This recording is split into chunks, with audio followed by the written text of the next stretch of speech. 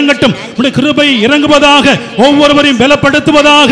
ஆண்டவரே, இந்த அருமையான நேரத்திலே உடல் மனம் தளர்ந்து போய் உடல் சோர்வோடு வேதனை கடன் தொல்லை பிரச்சனையோடு வந்திருக்கிற பிள்ளைகள் ஒவ்வொருவரையும் உம்முடைய வல்லமையால நிரப்புங்கப்பா, உம்முடைய கிருபையால நிரப்புங்க.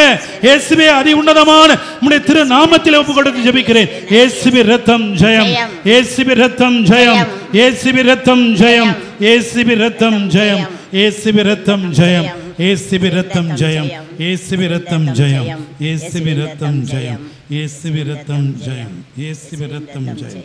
கரவொலி எழுப்பி ஆண்டவரை மகிமைப்படுத்துவோமா? நம்பிக்கையே கிறிஸ்துவ வாழ்வின் அடிப்படை. Praise the Lord. ஹல்லேலூயா, ஹல்லேலூயா, ஹல்லேலூயா. இந்த யூபிலி ஆண்டு 2025 இந்த நாளிலே நமது பங்கிலே, நமது பேராலய பங்கிலே ஒவ்வொரு வெள்ளிக்கிழமையும் இந்த யூபிலி ஆண்டுக்குரிய மைய சிந்தனையாக இதை நீங்கள் கொடுக்க வேண்டும் என்று கேட்டுக்கொண்டது நிமித்தம் இன்றைய நாளில் நாம் சிந்திக்க அழைக்கப்பட்டிருக்கிற செய்தி, நம்பிக்கையே கிறிஸ்துவ வாழ்வின் அடிப்படை. இது உண்மையா பொய்யா? உண்மை. என் அருமையான அன்பு உள்ளங்களே, உயிர் வாழ்வதற்கும் கடினமான காலத்தை கடந்து செல்வதற்கும் உன்னை வழிநடத்தக்கூடிய அடிப்படையான நங்கூரமான ஆயுதம் எது என்று சொன்னால் நம்பிக்கை. கரவொலி எழுப்பி ஆண்டவரை மகிமைப்படுத்துவோம். ஆகவே தான் ஆண்டவர் இயேசு மிக அற்புதமாக சொன்னார், நீ எதை விட்டு விட்டாலும், நீ எதை விட்டு விட்டாலும், எதை விட்டு விடாதே? நம்பிக்கையை விட்டு விடாதே. ஆமென், ஆமென். என் அருமையான அன்புள்ளங்களை எண்ணி பாருங்கள். நமக்கு பணம் இருக்கிறது, அல்லது படை ஆட்கள் எண்ணிக்கை இருக்கிறது, செல்வம் இருக்கிறது, செல்வாக்கு இருக்கிறது, ஆடம்பரம் இருக்கிறது, அரண்மனை இருக்கிறது. ஆனால் உனக்கு ஒரு நோய் வந்துவிட்டால், அந்த நோயிலிருந்து நீ விடுதலை பெற வேண்டும் என்றால் உன் பணமோ, உன் படையோ, உன் செல்வமோ, உன் செல்வாக்கோ, உன் ஆடம்பரமோ, உன்னுடைய ஆபரணமோ எதுவும் உனக்கு துணை செய்யாது. எது துணை செய்யும்? நம்பிக்கை தான். உன் நம்பிக்கை மட்டுமே. நான் எழுவேன், ஆமென், கண்டிப்பாக நான் மீண்டும் எழுவேன், கண்டிப்பாக எனக்கு இந்த நோயிலிருந்து விடுதலை உண்டு, கண்டிப்பாக என்னை என் தேவன் ஆசீர்வதிப்பார், கண்டிப்பாக நான் எழுவேன் என்று சொல்லி யார் உள்ளத்திலே அந்த இறைவனின் நம்பகத்தன்மை உயிர் உள்ளதாக இருக்கிறதோ அவரால் மட்டும்தான் இந்த உலகத்தில் இட முடியும். கைத்தட்டி ஆண்டவரை மகிமைப்படுத்துவோம். இல்லைன்னா முடியாது, முடியவே முடியாது. நீங்க வீட்டில் பெரியவங்க, இன்னும் குறிப்பாக சொல்ல போனால் நம்மளை பெத்தவங்க, அவங்க சாகணும்னு முடிவு பண்ணிட்டாங்கன்னு வச்சிங்க, நீ எதை கொடுத்தாலும் அவங்க என்ன பண்ண மாட்டாங்க? சாப்பிட மாட்டாங்க. சரி சாமி, அவங்க சாகணும்னு முடிவு பண்ணிட்டாங்கிறது எங்களுக்கு எப்படி தெரியும்? எதையும் எடுத்துக்க மாட்டாங்க. மனம் மரணித்து போகும். உடல் மரணிப்பதற்கு முன்னால் ஏற்கனவே மனம் மரணித்து போனால் உடல் உயிரற்று போகும். எதை கொடுத்தாலும் எடுபடாது, அப்படியே உள்ள போனாலும் அது தங்காது.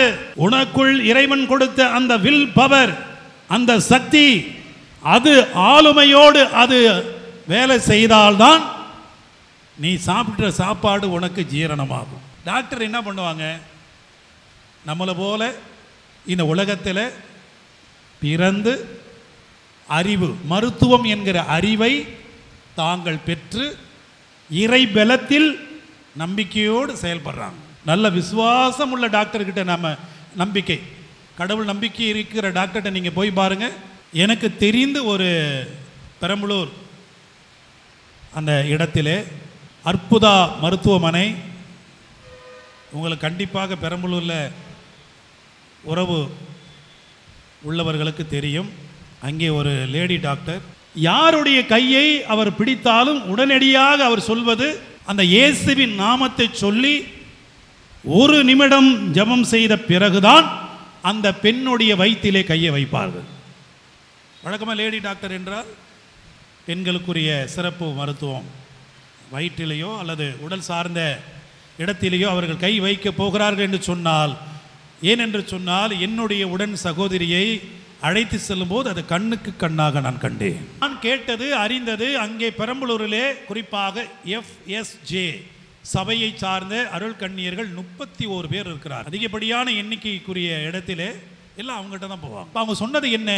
அவரிடத்திலே நம்பிக்கை இருக்கிறது, அந்த ஆண்டவர் மீது நம்பிக்கை இருக்கிறது, அவரிடத்திலே சென்றால் அது நலமாகும். கைத்தட்டி ஆண்டவருக்கு நன்றி சொல்வோம். இப்ப யாருடைய உள்ளத்திலே இறைவனின் அந்த நண்பகத்தன்மையும், அது மட்டுமல்ல அந்த உள்ளத்திலே அவர் உள்ளத்தின் ஆழத்திலே காண முடியாதவை காணக்கூடியவை இவைகளுக்கு மத்தியிலே அசைக்க முடியாத நம்பிக்கை கொண்டிருக்கிறாரோ அவரால் மட்டுமே அந்த நம்பிக்கையை இன்னும் ஆழப்படுத்தி வளர்த்தெடுக்க முடியும். இல்லைன்னா முடியாது. சில விஷயங்களை நான் தயாரிப்பிலே கொண்டு வந்திருக்கிறேன். அருமையான அன்புள்ளங்களே, சாதாரண நம்பிக்கை என்று சொன்னால் 3 வகை இருக்கிறது. நான் என் மீது வைத்திருக்கிற ஒரு நம்பிக்கை. இரண்டாவது, நான் இந்த உலகத்தின் மீது வைத்திருக்கிற நம்பிக்கை, அப்படின்னா பிரத்தியார், பிறர் மீது நான் வைத்திருக்கிற நம்பிக்கை. மூன்றாவது, இறைவன் மீது நான் வைத்திருக்கக்கூடிய நம்பிக்கை. இப்போ நான் என் மீது வைத்திருக்கக்கூடிய அந்த நம்பிக்கை சில நேரங்களில் நாம் எவ்வாறு அதை வைத்திருக்கிறோம் என்று சொன்னால், நான் நினைத்தது தான் சரி, நான் நம்பியது தான் சரி என்று நாம் சொல்லும்போது சில நேரம் நாம் பார்த்துருப்போம். யாரையும் குறை சொல்ல, நம்முடைய நம்பிக்கை நிறைந்த வாழ்வில் ஏதாவது ஒரு புதுமை நடந்திருக்கும். அதை யாருக்கிட்டையாவது போய் சொல்லுவோம். அவங்க உடனே என்ன சொல்லுவாங்க? இதெல்லாம் மூட நம்பிக்கை, இதை போய் நம்பிக்கைன்னு பேசுகிற அப்படின்னு சொல்லுவாங்க. அப்போ எனக்கு நான் கண்ட ஒரு நம்பிக்கைக்குரிய விஷயம் இன்னொருவருக்கு அது எப்படி தெரிகிறது? மூட நம்பிக்கையாக இருக்குது. ஆனால் அதே நேரத்தில் நான் என்ன சொல்லுகிறேன்? நான் கண்டது, நான் கேட்டது, நான் தொட்டது, நான் உணர்ந்தது, நான் பார்த்தது, பண்பட்டது, பல நேரங்களிலே அனுபவத்துக்குரிய இடத்துக்கு கொண்டு சென்றதை இது சத்தியம், இது உண்மை என்று சொல்லி உறுதிப்படுத்துகிறேன். ஆனால் அருமையான அன்புள்ளங்களே, இவையெல்லாம் கடந்து போகிற நம்பிக்கை, கண்ணுக்கு புலப்படக்கூடிய விஷயங்களில் மட்டும் நான் அப்படியே நின்று விடுகிறோம். சில நேரங்களில் நம்ம பார்த்தோம்னா எதுவெல்லாம் கண்ணுக்கு புலப்படுகிறதோ அது ஓகே, கண்ணுக்கு புலப்படாதவை பற்றி நாம் எளிதாக ஏற்றுக்கொள்வதில்லை. இது சும்மா கதை விடுறான். இப்போ 2 மடங்கு நைட்ரஜன் ஹைட்ரஜன், 1 மடங்கு ஆக்சிஜன், இது இணைந்தா நமக்கு என்ன வருது? தண்ணீர். இதுக்கு நமக்கு நம்பிக்கை தேவையா? இதை நாம் நம்பணுமா? தேவையில்லை. மரத்திலிருந்து மாம்பழம் கீழே விழுந்தால் தரையை தொடும், இதுக்கு நம்பிக்கை தேவையா? தேவையில்லை. அப்போ புலனுக்கு உட்படுகிற அதே நேரத்தில் ஆய்வு கூடத்துக்கு உட்படுத்தப்பட்ட அறிவியல் உண்மைகளுக்கு நமக்கு நம்பிக்கை தேவையில்லை. அதெல்லாம் சாத்தியம். இன்னைக்கு உலகத்தில் நிறைய பேர் அறிவியல் சார்ந்த ஆய்வுகூட உண்மைகளை எடுத்து சொல்லி மக்கள் மத்தியில் உள்ள அசைக்க முடியாத நம்பிக்கையை அசைத்து விடுகிறார்கள். ஆனால் உண்மையான நம்பிக்கை என்ன? அதற்கு அற்புதமான ஒரு மனிதன் அல்லது மாபெரும் உண்மையை நமக்கு எடுத்து சொல்லக்கூடிய வாழ்வு நிறைந்த அற்புதமான நபர் யார்? பழைய ஏற்பாட்டிலே ஆபிரகாம். கைதட்டி ஆண்டவருக்கு நன்றி சொல்வோம். அருமையான அன்புள்ளங்களே, அந்த நம்பிக்கையை எண்ணி பாருங்கள். எபிரியருக்கு எழுதிய திருமுகம் அதிகாரம் 11 வசனம் 1. யாராவது ஒருவர் வாசிப்போம். நம்பிக்கை என்பது நாம் எதிர்நோக்கி இருப்பவை கிடைக்கும் என்ற உறுதி, கண்ணுக்கு புலப்படாதவை பற்றிய ஐயமற்ற நிலை. இந்த நம்பிக்கையால் தான் நாம் மூதாதையர் நற்சான்று பெற்றனர். நன்றாக கவனியுங்கள். உலகம் முழுமையும் எதிர்நோக்கி இருத்தல், பழைய காலத்தில் விசுவாசம், அதன் பிறகு நம்பிக்கை. இன்னைக்கு எந்த வார்த்தையில் வந்து நிற்கிறது? எதிர்நோக்கு அப்படிங்கிற நிலைக்கு வருகிறது. இப்போ பார்த்தீங்கன்னா ஆபிரகாம் தான் எங்கே செல்ல இருக்கிறோம் அல்லது தான் எங்கே போகிறோம் என்பது தெரியாது இருந்தும் அவர் புறப்பட்டார். ஆமென். இது எப்படி சாத்தியம்? ஒரு நம்பிக்கை. நீங்கள் இது ஏதோ நாங்கள் மேடையில் நின்றுக்கிட்டு நீங்கள் அங்கே உட்காந்துக்கிட்டு நீங்கள் தனியாக எடுத்து அதை வாசித்து பாருங்கள். இப்போ நான் மறை மாவட்டத்தின் ஆயர் இல்ல வளாகத்தில் மறைபணியின் நிலையத்தில் இருக்கிற நான் இது போல புனித பதுவை அந்தோணியாருடைய அருள் தலம் செல்ல இருக்கிறேன் என்று சொல்லி நான் வருகிற போது எனக்கு பெருசா எதிர்நோக்கு தேவையில்லை. அதுக்காக நான் காத்திருக்க வேண்டிய அவசியம் இல்லை. நம்பிக்கை என்றால் எதிர்நோக்கும் இருக்கிறது, காத்திருத்தலும் இருக்கிறது. கைத்தட்டி ஆண்டவரை மகிமைப்படுத்துவோம். அப்போ ஆபிரகாமுடைய வாழ்க்கையில பாருங்க அருமையான அன்புள்ளங்களே, கண்ணுக்கு புலப்படாத காரியங்களை குறித்து அவர் எண்ணும் போது அவருடைய உள்ளத்தில் எழக்கூடிய நம்பிக்கை எப்படி இருக்கிறதாம்? ஐயமற்ற நிலையில் உறுதியாக அது கிடைக்கும் என்கிற இடத்திலே இருக்கிறது. அப்ப கண் காணக்கூடிய விஷயம் ஒன்று, கண் காணாத விஷயம் இருக்கிறது. இப்போ ஆண்டவர் இயேசு கதவண்டே வந்து தட்டுகிறார். தட்டும் போது அந்த சத்தம் கேட்கிறவன் திறக்கிறான். திறக்கிற இடத்தில் ஆண்டவர் உள்ளே வந்து அவர்களோடு அமர்ந்து உணவருந்துகிறார் அப்படிங்கிற வாசிக்கிறோம். இப்போ அவர் கதவு அருகே வந்து தட்டுகிறார் என்பது யாருக்கு தெரியும்? சில நேரம் சொல்லுவாங்கல்ல, வீட்டில் நேற்று ராத்திரி 12 மணிக்கு படன்னு தட்டிச்சு அப்படின்னு தான் சொல்லுவாங்களே தவிர ஆண்டவர் அந்த மாதிரிலாம் தட்டுறது இல்லை. மிக மிக மென்மையான குரலில் ஆண்டவர் உன்னோடு பேசுவார். துன்பமான நேரத்தில் சப்தமாகவும், நீ மகிழ்ச்சியாய் இருக்கிற காலத்தில் மிக மென்மையாகவும் ஆண்டவர் உன்னோடு பேசிக் கொண்டிருக்கிறார். கைத்தட்டி ஆண்டவருக்கு நன்றி சொல்லுங்கள். அப்போ நீங்கள் கவனித்து பாருங்க அருமையான அன்புள்ளங்களே, ஆபிரகாமுடைய வாழ்வில் தாம் எங்கே போக வேண்டும் என்று தெரியாது இருந்தும் அவர் புறப்பட்டு சென்றார். ஒன்று. இரண்டாவது எண்ணி பாருங்கள், உயிரற்ற ஒரு நிலையில் அவர் இருந்தாலும், நீங்கள் நல்லா திருமணம் ஆகி ஏறக்குறைய 80 வயதுக்கெல்லாம் போக வேண்டியல, திருமணம் ஆகி ஓராண்டு அல்லது ஈராண்டு கழித்து யாராவது ஒருத்தர், என்னப்பா உனக்கு எத்தனை பிள்ளைங்க, இல்லை குழந்தை ஆனா பெண்ணா அப்படின்னு கேட்டாங்கன்னா முகம் என்ன ஆயிடுது? சில நேரம் இந்த குழந்தை நிலை ஓராண்டிலே கிடைக்க பெறாவிட்டால் முகமானது வாட்டமாகிறது, பயம் வருகிறது, ஒரு விதமான நம்பிக்கை குறைந்து போகிறது. ஆபிரகாமுக்கு வயது எங்கே போகிறது? அருமையான அன்புள்ளங்களே, நீண்ட நாள் குழந்தை நிலை இல்லாதபடி இருக்கிற அவருக்கு ஆண்டவர் கொடுக்கிற அற்புதமான காரியம், அவருடைய சூழல் உயிரற்ற நிலையிலே அவருடைய உணர்வுகள் இல்லாமல் இருந்தாலும் ஆண்டவர் ஆபிரகாம் எப்படி நினைச்சு பார்க்கிறார்? ஒரு நாள் நான் தந்தையாவேன், இந்த குடும்பத்துக்கு மட்டுமல்ல இந்த சமூகத்துக்கே நான் தந்தையாவேன் என்று சொல்லி அவருடைய உள்ளத்திலே எண்ணத்திலே அந்த எதிர்நோக்கு நம்பிக்கையை அவர் கொண்டிருந்தார். மட்டுமல்ல, அதற்காக அவர் வாழ்ந்து கொண்டே காத்திருந்தார். கைத்தட்டி ஆண்டவரை மகிமைப்படுத்துவார். மூன்றாவது காரியம் அருமையான அன்புள்ளங்களே, ஆபிரகாமுடைய வாழ்வில் இறந்தோரை கடவுள் மீண்டும் உயிர் பெற்றெழ செய்வார் வல்லவர் என்கிற நம்பிக்கை அவரிடத்திலே அசைக்க முடியாமல் இருந்தது. இந்த மூன்று விதமான இடத்திலே அவருக்கு இவ்வளவு நம்பிக்கை எப்படி கொடுத்தது என்று சொன்னால், அதுதான் வாக்கு கொடுத்தவர் வாக்கு மாறாதவர் என்று சொல்லி அவரை நம்பினார். இன்னைக்கு நாம் அதை நம்புறோமா? என் அருமையான அன்புள்ளங்களே, ஆண்டவரை அவர் எந்த அளவுக்கு நம்பினார் என்று சொன்னால், மீண்டும் நாட்டையும் மக்களையும் தன்னுடைய இடத்திலே பிள்ளையையும் அவர் பெற்று ஆசீர்வாதமாக உலகத்துக்கு உரிய விசுவாசத்தின் தந்தையாக உயர்த்தப்படுகிறார். கைத்தட்டி அவரை மகிமைப்படுத்துவோம். கிறிஸ்துவுக்குள் வாழும் எனக்கு எப்போதும் வெற்றி உண்டு. கிறிஸ்துவுக்குள் வாழும் எனக்கு எப்போதும் வெற்றி உண்டு. உட்கார்ந்து கொண்டே கரவொலி எழுப்பி நாம் பாடலாம். கிறிஸ்துவுக்குள் வாழும் எனக்கு எப்போதும் வெற்றி உண்டு. மீண்டுமா? கிறிஸ்துவுக்குள் வாழும் எனக்கு எப்போதும் வெற்றி உண்டு. வெற்றி உண்டு, வெற்றி உண்டு, வெற்றி உண்டு, நமக்கு வெற்றி உண்டு, வெற்றி உண்டு, வெற்றி உண்டு. என்னென்ன துன்பம் வந்தாலும் நான் கலங்கிடவே மாட்டேன். ஹல்லேலூயா. என்னென்ன துன்பம் வந்தாலும் பிரைஸ் தி லார்ட், நான் கலங்கிடவே மாட்டேன். யார் என்ன சொன்னாலும், யார் என்ன சொன்னாலும் நான் சோர்ந்து போக மாட்டேன், நான் சோர்ந்து போக மாட்டேன்.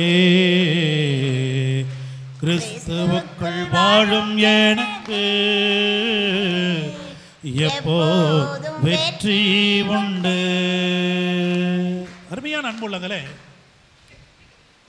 கிறிஸ்துவுக்குள் வாழும்போது நமக்கு என்ன உண்டா? பவுலடிகளார் சொல்லுகிறார். ஆனா பவுலடிகளார் சொல்லுகிறார், எனக்கு இந்த உலகத்திலே துன்பம் இருக்கிறது, துயரம் இருக்கிறது, நெருக்கடி இருக்கிறது, இன்னல் இருக்கிறது, பசி இருக்கிறது, பட்டினி இருக்கிறது, ஏன் சாவே இருக்கிறது. ஆனால் கிறிஸ்துவுக்குள் நான் வாழுகிற போது எனக்கு எப்படி இருக்கிறதா? எல்லாம் வெறுமை, மகிழ்ச்சியாய் இருக்கிறது. கரவொலி எழுப்பி ஆண்டவரை மகிமைப்படுத்துவோமா? சந்தோஷம். அவர் எந்த அளவுக்கு சந்தோஷப்படுகிறார் என்று சொன்னால், என் ஆண்டவருக்காக நான் பட்ட காயம், இந்த தழும்பு எனக்கு பெருமையாக இருக்கிறது. எவ்வளவு பெரிய ஆசீர்வாதம். கலாத்தியர் திருமுகத்திலே படித்து பாருங்கள். இவன் போலி இறைவாக்கினன், இவனை யாரும் ஏற்றுக்கொள்ளாதீர்கள் என்று சொல்லி போலி இறைவாக்கினர்கள் உண்மையான இறைவாக்கினனான புனித பவுலை சொல்லுகிற போது அவர் என்ன சொல்றாரு? என் கிறிஸ்துவுக்காக நான் பட்ட தழுமை பார், என் காயத்தை பார், இதைவிட வேற சாட்சி என்ன இருக்கிறது என்று சொல்வார். ஆகவே அருமையான அன்புள்ளங்களே, மீண்டும் நாம் நம்பிக்கைக்குரிய சிந்தனைக்கு வருகிற போது சாலமோனின் ஞானம் அதிகாரம் 18 இறை வசனம் 6 முதல் 9 வரை. இது மிகப்பெரிய ஒரு அருமையான வசனம். யாராவது வாசிக்கலாமா? சாலமோனின் ஞானம் அதிகாரம் 18 வசனம் 6 முதல் 9 முடிய. தாங்கள் நம்பியிருந்த வாக்குறுதிகளை தெளிவாக அறிந்து அவற்றில் மகிழ்ந்திருக்கும்படி அந்த இரவு எங்கள் மூதாதையருக்கு முன்னறிவிக்கப்பட்டது. நீதிமான்களின் மீட்பையும் அவர்களுடைய பகைவர்களின் அழிவையும் மக்கள் எதிர்பார்த்து கொண்டிருந்தார்கள். எங்கள் பகைவர்களை நீர் தண்டித்த அந்த ஒரே செயலால் உம்மிடம் எங்களை அழைத்து பெருமைப்படுத்தினீர். நல்லவர்களின் தூய மக்கள் மறைவாக பலி செலுத்தினார்கள். நன்மைகளையும் இடர்களையும் ஒன்று போல பகிர்ந்து கொள்வார்கள். அருமையான அன்புள்ளங்களே, அந்த பகுதி 18ஆம் அதிகாரம் வசனம் 6 முதல் 9 வரை நீங்கள் வாசித்து வரும்போது பார்க்கக்கூடிய 3 சிந்தனை. ஒன்று, கடவுளுடைய வாக்குறுதிகளை மக்கள் என்ன பண்றாங்க? நம்புறாங்க. அவர்கள் நம்புவதால் அவர்களுடைய உள்ளத்திலே என்ன உண்டாகிறது? எதிர்நோக்கு உருவாக காரணமாக அது அமைகிறது. மூன்றாவது, அந்த எதிர்நோக்கின்படி அவர்கள் பெற வேண்டிய ஆசீர்வாதம் மோசே இடத்தில் நிறைவு பெறுகிறது. ஆகவே மக்களுடைய நம்பிக்கை வீண் போகவில்லை. அதனால் அவர்கள் நம்பியவாறு கடவுள் அந்த மக்களை, இஸ்ராயல் மக்களை எகிப்திலிருந்து கொண்டு வந்து எங்கே கொண்டு வந்து வைக்கிறார்? கானான் தேசத்தில் வைத்தார். கடவுள் எழுப்பி ஆண்டவரை மகிமைப்படுத்துவோம். அப்போ இது இறைவசனம். இது நாம் விவிலியத்திலே வாசித்து நாம் பெறக்கூடிய உண்மை. இது எனக்கு என்ன பாடம் சொல்லும்? அதே போல ஆண்டவருடைய வாக்குறுதிகளை யார் ஒருவர் உள்ளத்தின் ஆழத்திலே நிறுத்தி அதன் மீது நம்பிக்கை கொண்டு அதை எதிர்நோக்கி இருக்கிறார்களோ, அதற்காக காத்து இருக்கிறார்களோ, இஸ்ராயல் மக்கள் எப்படி கானான் தேசத்திலே குடியமர்த்தப்பட்டார்களோ அதே போல உன் வாழ்வு அத்தகைய ஒரு வல்லமையோடு ஆசீர்வாதமாக குடியமர்த்தப்படும். கரவொலி எழுப்பி ஆண்டவரை மகிமைப்படுத்துவோம். இதுதான் அந்த உண்மை. விவிலிய பகுதி நமக்கு உணர்த்தக்கூடிய பகுதியாக, ஆசீர்வாதமாக இது இருக்கிறது. அருமையான அன்புள்ளங்களே, அடுத்த கட்டமாக நாம் வாசிக்கக்கூடிய இடத்தில் ஆண்டவர் என்ன சொல்றார் பாருங்க.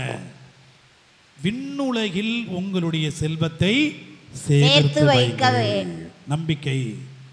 யார் ஒருவர் ஆண்டவர் மீது நம்பிக்கை கொண்டிருக்கிறாரோ அவர் விண்ணுலகம் சார்ந்த செல்வத்தை சேர்ப்பதிலே கவனமாய் இருப்பார். ஆமென். பல நேரங்களிலே என் வாழ்வில் நான் கண்ட சில மனிதர்கள் உதவி செய்வதையே கண்ணும் கருத்துமாய் இருப்பார்கள். அவர்களை பற்றியோ அவர்களுடைய சூழலோ அல்லது குடும்பத்தை அல்லது அவங்களுடைய பணியில் ஏற்கனவே நிறைய பிரச்சனை இருக்கும். நிறைய துயரம் இருக்கும். ஆனால் அது எப்படி அவங்க சந்திக்கிறாங்கன்னு தெரியாது. ஆனால் உதவி செய்யக்கூடிய அந்த கரம், அந்த உதவி செய்யக்கூடிய அந்த மனம் குறைந்து போகாதபடி, அந்த கரம் குறுகி போகிடாதபடி ஆண்டவர் அவர்களை உயர்த்தி கொண்டே போகிறார். எப்படி? நீங்க அந்த நபர், அந்த வெளிநாட்டிலே நிகழ்ந்த ஒரு சம்பவம். ஒரு மனுஷன் என்ன பண்ணியிருக்கிறான், பணக்கார மனிதன், எந்த அளவுக்கு தன்னுடைய வீடு இருக்க வேண்டுமோ அந்த அளவுக்கு மிக விசாலமாக அந்த அரண்மனையை பிரபலமாக நல்ல ஒரு அற்புதமான வகையில் பிரம்மாண்டமான முறையில் கட்டி முடித்தான்.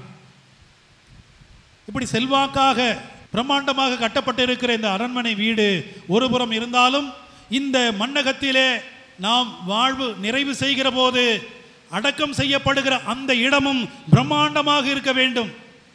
அந்த இடத்தை பார்க்கும்போது இந்த மனிதன் வாழ்ந்த வாழ்க்கை, இவன் ஒரு செல்வாக்கு மிக்கவன், இவன் செல்வந்தன், இப்படியாக இந்த உலகம் போற்ற வேண்டும், புகழ வேண்டும் என்று சொல்லி யாரும் அவ்வாறு கட்ட முடியாத மிகப்பெரிய ஒரு, அவன் இறந்த பிறகு எங்கே கொண்டு சேர்ந்து வைக்கப்பட வேண்டுமோ அந்த இடத்தை அப்படி கட்டி முடித்தான். வெளிநாட்டுக்காரர்கள் பயணிக்கக்கூடிய சாதனம் எது?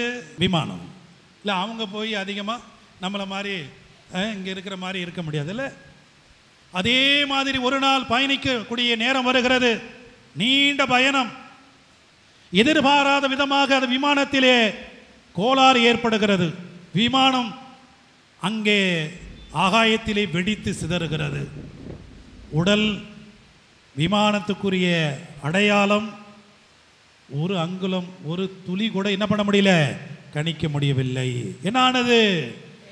மனிதர்களாகி நம்முடைய எண்ணம், மனிதர்களாகி நாம் கட்டக்கூடிய கோட்டை இப்படியாக போய்விடும். ஆகவேத்தான் அருமையான அன்புள்ளங்களே, நாம் ஆலயத்தை சுற்றி சூழ்ந்தபடி வைக்கப்பட்டிருக்கிற புனிதர்கள் எதை வைத்திருந்தார்கள்? அது புனித அருளானந்தராக இருக்கட்டும் அல்லது வீரமமுனிவராக இருக்கட்டும், எல்லாரும் செல்வமாக வைத்திருந்தது எது? ஒப்பற்ற என் செல்வம் என் ஆண்டவர் இயேசு கிறிஸ்து மட்டும்தான் என்றுதான் சொன்னார். கைத்தட்டி ஆண்டவரை மகிமைப்படுத்துவோம். ஆகவேத்தான் அருமையான அன்புள்ளங்களை, நம்பிக்கையாளர்கள் தங்களுடைய செல்வத்தை விண்ணுலகில் சேர்க்கக்கூடிய செல்வமாக இந்த மண்ணகத்திலே சேர்ப்பார்கள். எனக்கு தெரிந்த ஒரு குடும்பம், என் அருமையான அன்புள்ளங்களே, ஒவ்வொரு ஆண்டும் கிறிஸ்துமஸ் தோறும் சிறப்பான அந்த நாளிலே பல பிள்ளைகள், குறிப்பாக குழந்தையிலிருந்து ஏறக்குறைய 8வது படிக்கிற பிள்ளைகள் வரையிலும் ஒவ்வொரு ஆண்டும் 150 100க்கு மேல் ட்ரெஸ் வாங்கி கொடுத்து கொண்டே இருக்கிறார்கள். அப்பேற்பட்ட குடும்பம் ஒரு பெரிய பணம் படைத்த குடும்பம் அல்ல, ஒரு சாதாரண அந்த எண்ணம் என்ன? கிறிஸ்து பிறப்பு பெருநாளிலே ஆண்டவர் இயேசு குழந்தையாக இந்த மண்ணகத்திலே தரிக்கக்கூடிய நாளிலே அவருடைய பிறப்பு இந்த உலகத்துக்கு சிறப்பாக இருப்பது போல இங்கே இருக்கக்கூடிய வாழ்வில் என்னுடைய உதவி ஒவ்வொரு ஆண்டும் இந்த குடும்பங்களுக்கு செல்ல வேண்டும் என்று சொல்லி ஒவ்வொரு பங்காக கடந்து போகிறார்கள் சில குடும்பம். ஆகவே அருமையான அன்புள்ளங்களே, இப்பேற்பட்ட குடும்பங்கள் சேர்த்து வைக்கக்கூடிய செல்வங்கள் மிகப்பெரிய உன்னதமான செல்வம். ஆக முதல் காரியம், நம்பிக்கையாளர்கள் விண்ணுலக செல்வங்களை சேர்க்கும்படியாக மண்ணகத்திலே சேமிப்பு செய்வார்கள். 2வது காரியம், அவர்கள் எந்த நாளிலும் ஆயத்தமாயிருப்பார்கள். கிறிஸ்துவில் நம்பிக்கை கொண்டு வாழக்கூடிய எந்த ஒரு மனிதனும் நாளை பார்த்து கொள்ளுகிறான் என்று சொல்லி நாளை கடத்துவது கிடையாது. செய்யக்கூடிய வேலையை அன்றைய நாளில் செய்யாது, அந்த வேலையை இன்னொரு நாளைக்கு அதை மாற்றி போடுவதும் கிடையாது. அந்த நேரத்திலே நான் தயாராக இருக்கிறேன் என்று தான் சொல்வார்கள். ஆயத்தமாக இரு. விவிலியத்திலே நாம் வாசிக்கின்றோம், திருமணத்திற்காக செல்லக்கூடிய அந்த தலைவன் அந்த நிகழ்வு முடித்து எப்போது வருவான் என்று சொல்லி பணியால் அறியாதபடி இருக்கும்போது எப்படி இருக்கிறாரு? இடுப்பிலே வரிந்து கட்டிக்கொண்டு விளக்கு தண்டிலே விளக்கு எரிய வைத்துக் கொண்டு தூங்காமல் விழித்து கொண்டே இருப்பார். ஆண்டவருடைய உயிருள்ள வார்த்தை நமக்கு சொல்லுகிறது, திருடன் நமது வீட்டுக்கு எப்போது வருவான் என்று சொல்லி எப்படி சொல்லாமல் வருகிறானோ அப்படித்தான் மானிட மகனும் நமக்கு வருவார். நம்மை சந்திக்கக்கூடிய சந்திப்பு இப்படித்தான் இருக்கும். நீங்க நினைச்சு பாருங்க, நாங்க நினைச்சே பார்க்கலீங்க இந்த குடும்பத்துக்கு இப்படி ஆயிடுச்சு, நாங்க நினைச்சே பார்க்கல இந்த காரியம் இப்படி ஆயிடுச்சு. ஏன் என்று சொன்னால் ஆண்டவர் அனைத்து காரியங்களையும் நமக்கு சொல்லி வைத்து விட்டார். நாம் தான் அதை படித்து விழிப்பாக ஆயத்தமாக இல்லாமல் இருக்கிறோம். ஆண்டவர் சொல்லிவிட்டார், நான் உன்னை சந்திக்கக்கூடிய நேரமும் காலமும் உனக்கு தெரியாது. அதான் சொல்லுவாங்கல்ல, இறந்து போன ஒரு மனிதன் அங்கே அந்த என்ன சொல்றது பாடையிலே அல்லது அந்த அமைதி அமரர் ஊர்தியிலே வந்து கொண்டு இருக்கும்போது அந்த வாகனத்துக்கு முன்னால் எல்லாம் சாராயம் மற்ற காரியங்கள்லாம் குடித்து விட்டு எல்லாம் என்னது டான்ஸ், அது வேற வித டான்ஸ் போட்டுக்கிட்டு போறாங்க. அப்போ ஒருத்தன் கேட்டானா, அங்கே வரவனுடைய கதை என்னன்னு தெரியுமா? உன்ன மாதிரி தான் அவனும் குடிச்சான், அவன் கதை முடிஞ்சிருச்சு, உன் கதை தெரியாம போயிட்டு இருக்கிற, அமைதியா போ. என் அருமையான அன்புள்ளங்களே, எந்த காலத்திலும் எந்த சூழலிலும் நம்முடைய வாழ்க்கை ஆண்டவரை சந்திக்கக்கூடிய இடத்திலே ஆயத்தமாக இருக்க வேண்டும். ஆகவே நம்பிக்கையாளர்கள் எப்போதும் ஆயத்தமாக இருப்பார்கள். மூன்றாவது காரியம், யாராவது ஒருத்தர் சொல்லுங்க பாப்போம். நம்பிக்கையாளர் மூன்றாவது காரியம் எதுவாக இருக்கும்? அன்பு. உண்மைதான், தவறல்ல. அதிலே இன்னும் கொஞ்சம் இணைச்சு சொல்ல வேண்டிய காரியம், கடவுள் மீது உலகத்தின் மீது தன் மீது அன்பு கொண்ட அந்த மகன் எதற்காக அவன் அழைக்கப்பட்டானோ, எக்காரியத்திற்காக அவன் அழைக்கப்பட்டானோ, அந்த காரியத்தை அவன் என்ன செய்யணுமா? இடி இடித்தாலும் மழை பெய்தாலும் புயல் வந்தாலும் பூகம்பமே வந்தாலும் என்ன செய்யணும்? செய்து கொண்டே இரு. அதுதான் நம்பிக்கையாளன். நான் இந்த காரியத்திற்காக அழைக்கப்பட்டவன், இந்த காரியத்தை செய்து முடிப்பதே என்னுடைய முடிவு. அதான் ஆண்டவர் சொல்றாரு பார்த்தீங்களா, எல்லாம் நிறைவேறிற்று. அங்கேயே இறந்துட்டாரு. இந்த வார்த்தையிலேயே எல்லாம் முடிந்து விட்டது, எல்லாம் நிறைவேறியாய். நான் எதற்காக இந்த உலகத்திற்கு வந்தோனோ அந்த காரியம் முடிந்தது. இன்னைக்கு நாம யாராவது அப்படி சொல்ல முடியுமா? போதும் போதும் என்கிற மனம் இருந்து வருகிற இடத்தில் இன்னும் வேணும் வேணும் என்கிற ஆசை தொடர்ந்து கொண்டுதானே இருக்கிறது. ஆனால் ஆண்டவர் இயேசு சொன்னார், எங்கே போதும் என்கிற எண்ணம் இருக்கிறதோ அங்கே இன்னும் ஆண்டவருடைய ஆசீர்வாதம் உனக்கு அதிகமாகும். ஏனென்று சொன்னால் அப்போதுதான் உன் தேவை முடியும்.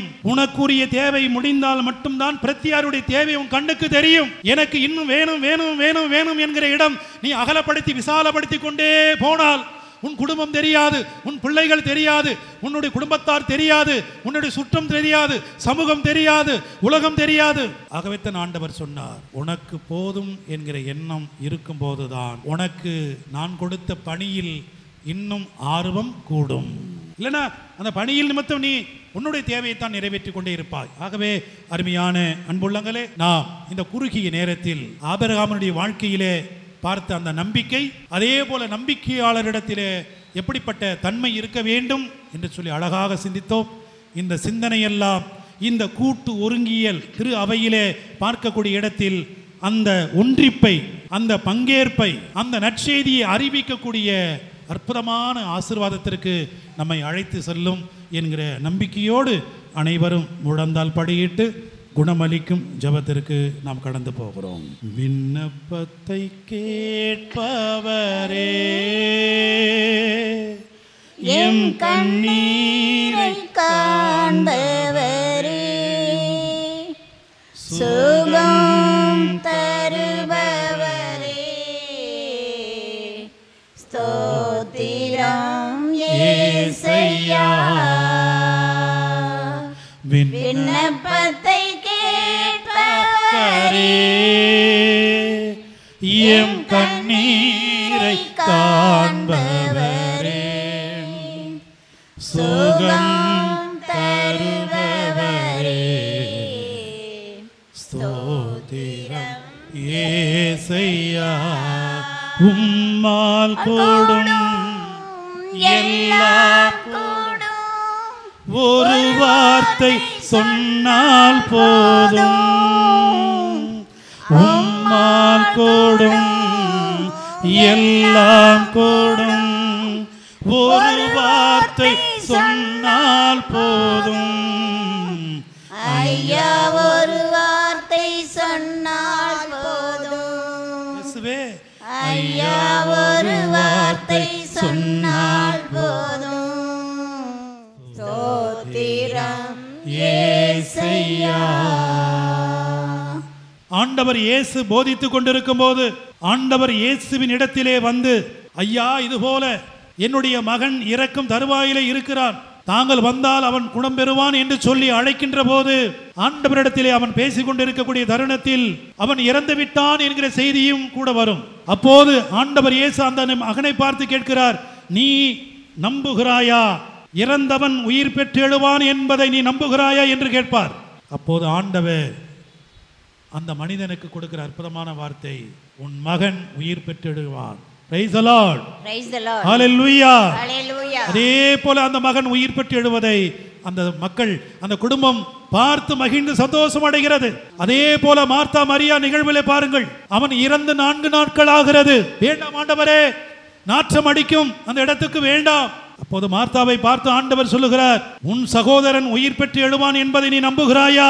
நம்புகிறேன் என்று சொல்லும் போது அந்த சகோதரனை உயிர் பெற்றெழ செய்கிறார். அதே ஆண்டவர் இதோ உங்களை ஆசீர்வதிக்க போகிறார். உங்களுடைய உச்சம் தலை முதல் உள்ளம் கால் வரை சரீரத்திலே ஏற்பட்டிருக்கிற எல்லா விதமான வாதை, வேதனை, சோதனை, உங்களுடைய உள்ளத்திலே மனசிலே ஏற்பட்டிருக்கிற பாரம், உள்மன காயங்கள், எதிர்பார்த்த காரியங்கள் தடை ஏற்பட்டதால் ஏற்பட்ட மன உளைச்சல், எது நோக்கி இருக்கிற காரியம் கிடைக்குமோ கிடைக்காதோ என்கிற ஒரு விதமான அவநம்பிக்கை அனைத்தையும் ஆண்டவர் இன்று எடுக்க போகிறார். Price the Lord, price the Lord, price the Lord, price the Lord. இதோ படித்திருக்கிற என் மகள் ஒரு நல்ல வேலைக்கு ஆண்டவரால் அழைக்கப்படுகிற ஒரு ஆசீர்வாதம் கிடைக்குமா? திருமணம் ஆகியிருக்கக்கூடிய குடும்பத்திலே இதோ என் மகளுக்கு இதோ ஒரு அற்புதமான அந்த குழந்தை செல்வம் கிடைக்குமா? இதோ நான் எதிர்நோக்கி இருக்கிற இந்த காரியம் ஆண்டவரே, இதோ பதவி அந்தோனியாருடைய அருள் தலத்தின் இதோ ஒப்பு கொடுத்து ஜெபிக்கிற இந்த ஜெபத்தின் வழியாக அந்த ஆசீர்வாதம் எனக்கு கிடைக்குமா?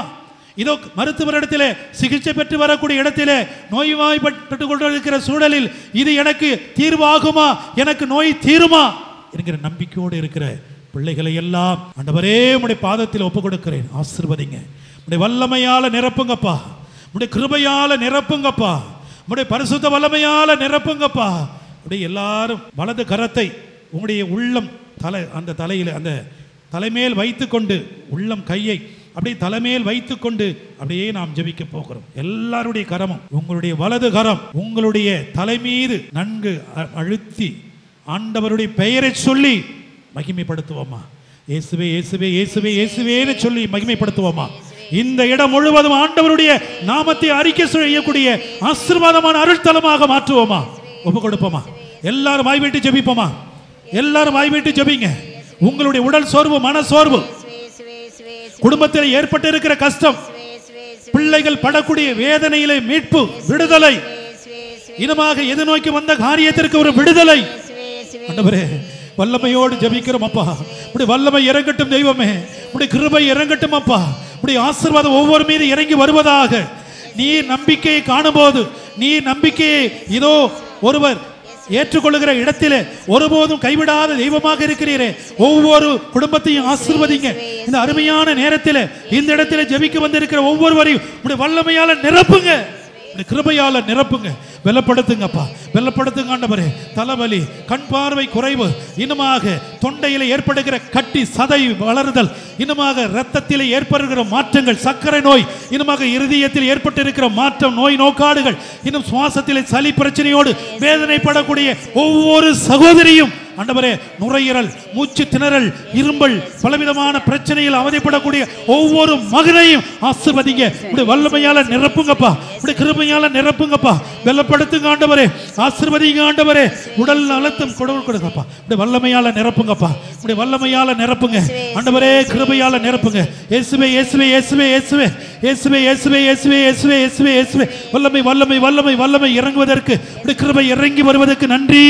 ஒவ்வொருவரையும் தொட்டு சுகப்படுத்துவதற்கு நன்றி. நீர் ஆசீர்வதிப்பதற்கு நன்றி. இயேசுவின் இரத்தம் ஜெயம், இயேசுவின் இரத்தம் ஜெயம், இயேசுவின் இரத்தம் ஜெயம், இயேசுவின் இரத்தம் ஜெயம், இயேசுவின் இரத்தம் ஜெயம், இயேசுவின் இரத்தம் ஜெயம், இயேசுவின் இரத்தம் ஜெயம், இயேசுவின் இரத்தம் ஜெயம், இயேசுவின் இரத்தம் ஜெயம்.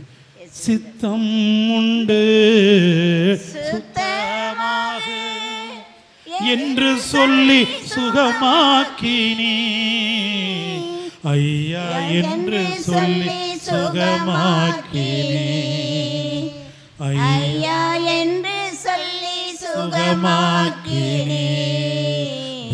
விண்ணப்பத்தை கேட்பவரே அப்பா எம் கண்ணீரை காண்பவரே சுகம் தருபவரே ஸ்தோத்திரம் இயேசையா. எல்லாரும் சேர்ந்து சொல்லுவோமா? இயேசுவே இயேசுவே ஆண்டவரே ஆண்டவரே இந்த நாளில் எங்கள் ஒவ்வொருவரையும் நீர் தொட்டு ஆசீர்வதித்ததற்கு நன்றி சொல்லுகிறோம். உம்மை மகிமைப்படுத்துகிறோம், ஆராதிக்கின்றோம். Praise the Lord. இயேசுவுக்கே புகழ், இயேசுவுக்கே புகழ். மரியே வாழ்க, மரியே வாழ்க. மாண்புய அடையாளத்தை தாழ்ந்து பணிந்து ஆராதிப்போம். பழைய நியம முறைகள் அனைத்தும் இனி மறைந்து முடிவு பெறுக. புதிய நியம முறைகள் வருக. புலன்களாலே மனித நீதனை அறிய இயலா குறையை நீக்க விசுவாசத்தின் உதவி பெறுக. தந்தையவர்க்கும் மகனவர்க்கும் புகழ்ச்சியோடு வெற்றியார்ப்பும் மீட்பின் பெருமை மாட்சிமையோடு வலிமை வாழ்த்து யாவுமாக இருவரிடமாய் வருகின்றவரா தூய ஆவியானவர்க்கும் அளவில்லாத சம புகழ்ச்சி என்றுமே உண்டாகுக. ஆமென். வானி நின்று அவர்களுக்கு அப்பமளித்தீரே, எல்லாம் தன்னகத்தை கொண்ட அப்பம் மீதுவே. ஜெபிப்போமாக. இறைவா, இந்த வியப்புக்குரிய திருவருட் சாதனத்திலே உம்முடைய திருப்பாடுகளின் நினைவை எங்களுக்கு விட்டு சென்று உமது திருவுடல் திரு ரத்தம் இவற்றின் மறைபொருளை வணங்கும் நாங்கள் உம் மீட்பின் பலனை இடைவிடாமல் அனுபவிக்க அருள் புரியுமாறு உம்மை மன்றாடுகிறோம். என்றென்றும் வாழ்ந்தாட்சி செய்கின்றவர் நீரே. ஆமென்.